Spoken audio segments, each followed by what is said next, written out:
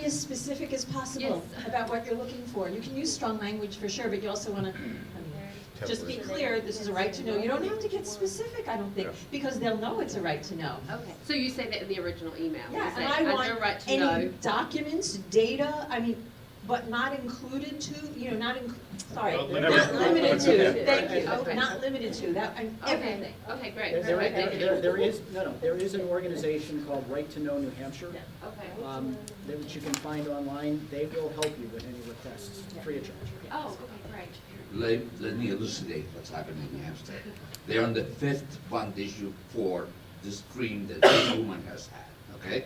She's trying to have them This is managed the fifth for try the children, to get it okay? back. Well, and We don't have a school, and we have spent about maybe $1.5 million on fees already. Approved by the voters? No, because these are contracts that the board signs. You know, with the financial authorized management it? company, excuse me? Who authorized it? The school board. I mean, the school board doesn't have that authority. So they put it in the budget, Ah. and the budget passes, so now they get $1.5 million to spend on that. It's not even in the budget. They take it out of every which account they can. Yeah, that's a Because we have a violation of municipal superintendent budget called law. Ed Messler that blesses everything. Well, and I think Jorge was touching on, he was helping me understand, like, I don't know if Hampstead's different from other schools, but apparently it's a $7.9 million over 20 years, but it's not capped. I can't remember the language that you told me. Like typically in a proposal, it's capped, right? Oh, they don't have any plans, but they want $8 million for a concept. And They don't have and it's not Yeah, capped. don't give it to them. an architectural plan. No plan. No plan. I mean, there's ideas of this is gonna happen and this. So- and this. You can't give Rich, if I money. may, I just want to share what we did. We had similar problems before. I'll give you an example, and then I'll tell you what we did. We had a roof that was leaking. We hired an expert company to come in, and they were gonna spend $500,000, okay? To fix it. To fix it. And there was nothing wrong. I went out there with seven contractors, roofing contractors. We all came to the same conclusion. It wasn't the roof, it was actually the masonry block. We spent 30 grand, fixed the problem, hasn't leaked since, okay? These are some of the things that, right up my alley, being a contractor, that I would call BS on all the time for these boards. One of the things we did, we were overcrowded. It was just, we couldn't agree how overcrowded we were in Wyndham. And we couldn't agree on what the solution was either. And they just wanted us to write them a check for $75 million. And we're like, we're not doing that. Not after what they did with our high school. They told us it was gonna be a $35 million school. Yeah, I got a bill for 80 grand in my taxes. All right, the hoodwink, you know? And, oh yeah, after bond is in cost, that's what it came in at, yeah. I mean, did I say 1,000? I'm Yeah, sorry. okay, go ahead. I wish. 80 million. So it was 80 million that turned out to be. the 30, original 35 million was on the warrant article. After interest and on bonds, it will come into around 81 million. After how many years? We got a 20-year bond. So the point that I wanted to make though, what we decided, when I say we, my friend Ken Iring and I sat on the board, we said, look, we're in Wyndham, we have some great people, some really smart people in there. Let's tap the community and pull in these resources, and we did. And we didn't do it just with our construction. We created a facilities committee. We created a building construction committee, and we put people that we knew were contractors and architects and engineers on a board that came together. We did it with our IT. We had our computer systems hacked in 6 minutes. We literally had a kid, it was like Ferris Bueller, go in and change his grade. True story, true story. And so. And what Tom is saying though is a good way, because you know, there's an assumption that your business administrator or your superintendent know about, you know, roofs and buildings and things like that. They don't. And they don't. So, you know, what Tom did in Wyndham is a good way for a school board to wash these recommendations through people who know what they're talking about and save a lot of money.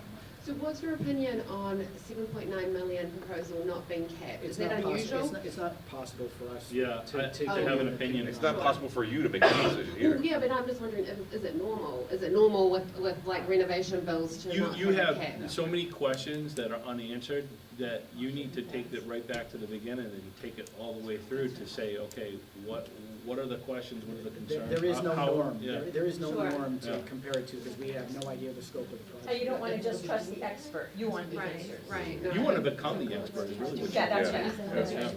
And then, I forget your name again. Tom. Tom, over on, just speaking of, you were talking about the internal, Control room. control review. Yeah, it just sounded really awesome, and I was just curious, have you communicated with other school boards, like of what's worked in Wyndham? Like, how does that process work, apart from? I'll tell you where I heard about it. I was interviewing superintendents. And I had a woman who had gone through an issue, and I'm trying to remember her name, smaller district, and they went through, I don't believe it was voluntary, an involuntary internal control review, because they had some funny business going on with the business administrator that was let go. So when I looked at that, I went ahead and did some research, found online. I actually found the actual internal control review for that particular school, for that district.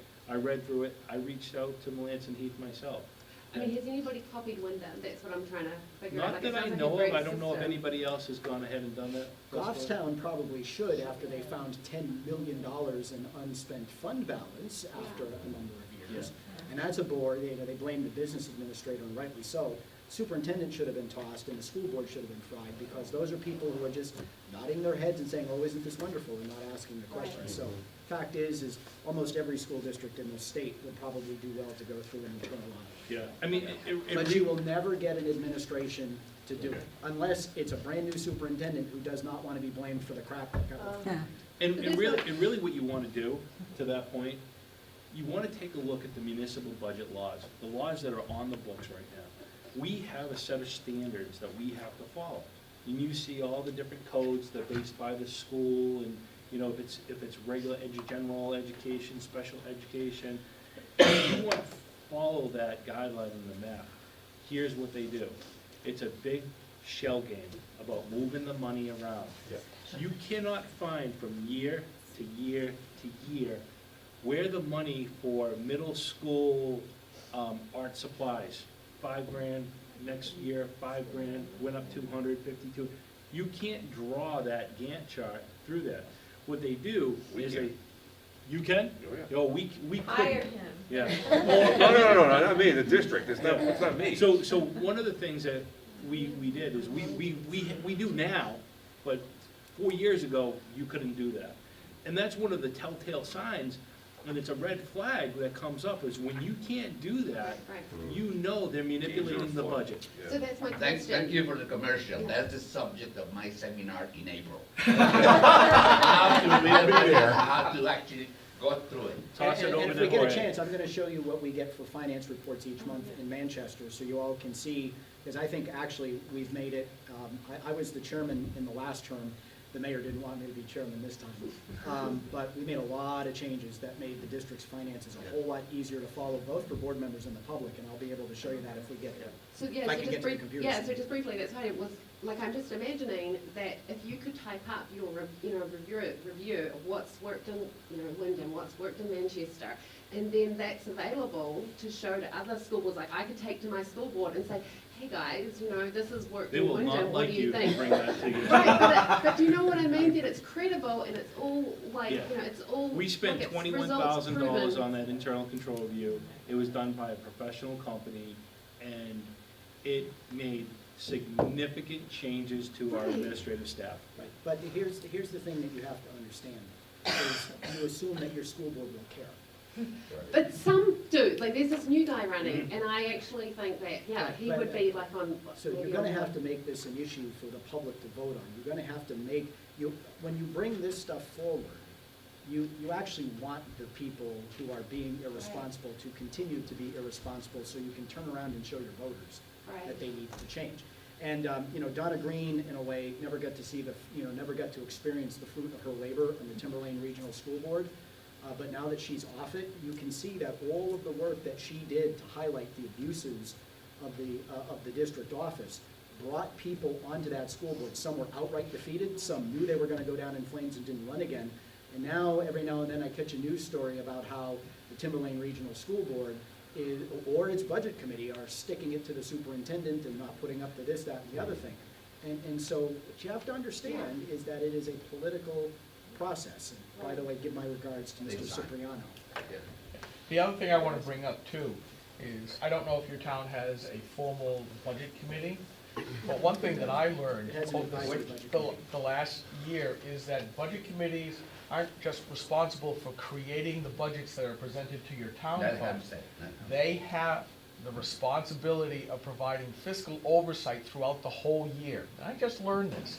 So if your school board doesn't want to listen to this, get it to your budget committee, folks, and have somebody from Melanson, or actually bring Tom in to speak to the budget committee, because it is of value, and it will allow you to sort of, okay, if they're not gonna listen, I'll get these needed things through the budget committee. And I can tell you, it was not an easy thing to do. That's what we have in our It town. wasn't is easy, that and I it's don't wanna all take staff. any of Jorge's thunder, up and coming thunder away, but No, the problem with Hampstead is that the school board, we were an advisory, a budget committee that was adopted somewhere in the 1890s, and they convinced the lawyers that we were never voted in, and now there is no budget committee overseeing the school you're district. advisory only.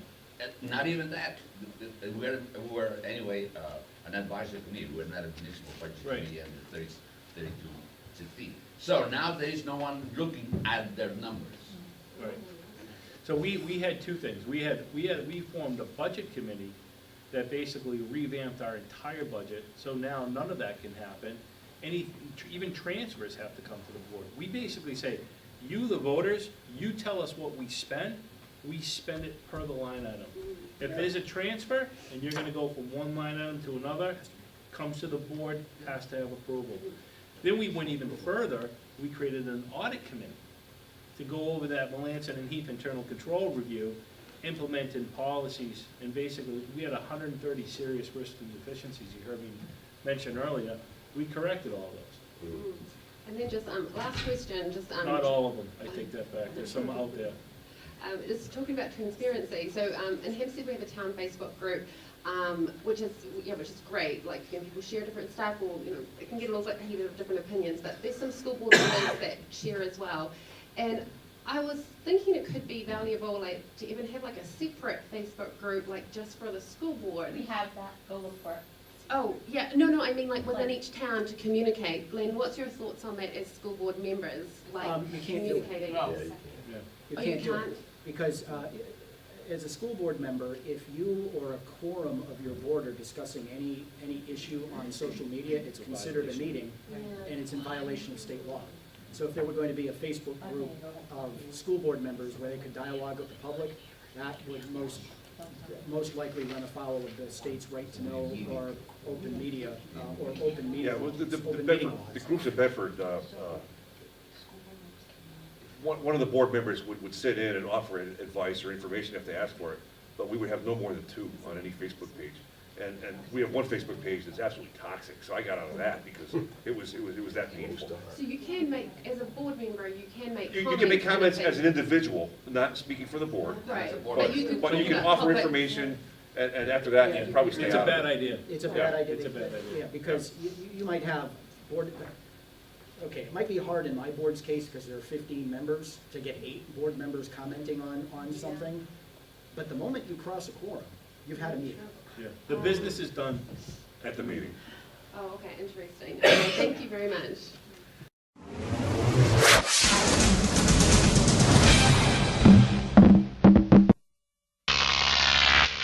Crop TV.